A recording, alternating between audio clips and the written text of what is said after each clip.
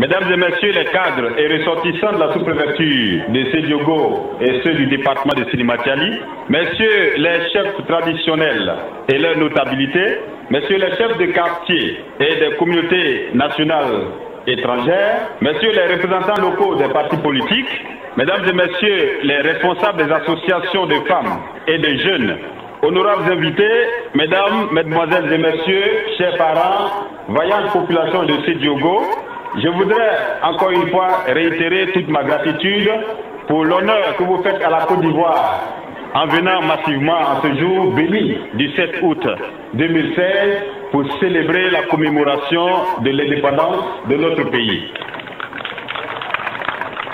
Il existe pour chaque pays du monde un jour consacré qui mobilise toute la nation entière dans toute sa diversité ethnique, religieuse, politique et culturelle. Et ceci dans un élan de solidarité, de patriotisme, de civisme et d'unité. Notre pays, la Côte d'Ivoire, a accédé à la souveraineté nationale et internationale le 7 août 1960.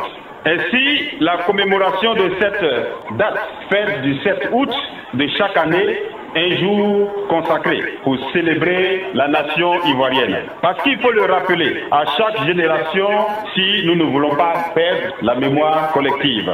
C'est donc pour moi un honneur et un privilège de me tenir devant vous pour perpétuer cet héritage glorieux de notre pays, de notre culture et de notre épopée nationale. En effet, il s'agit plus que tout d'un événement qui résume à lui seul les fondamentaux de notre nation et les destins communs de tous les citoyens de ce pays. Le 7 août 1960, le premier président de notre pays, Feu Félix Houphouët-Boigny, proclamait solennellement l'indépendance de la Côte d'Ivoire. Il est bon que chacun de nous fasse ce travail de transmission des valeurs, pierre angulaire de notre belle nation résumée en sa devise.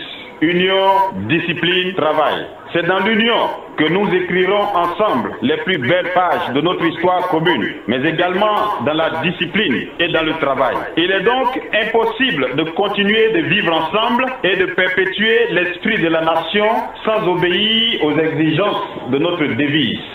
C'est le lieu ici de revenir sur les derniers remous sociaux relatifs aux manifestations contre la hausse des prix des factures de la compagnie ivoirienne d'électricité. Ces manifestations qui devraient être l'expression des droits civiques et de la vitalité de notre sens civique se sont malheureusement illustrées par des casses et par des actes de vandalisme.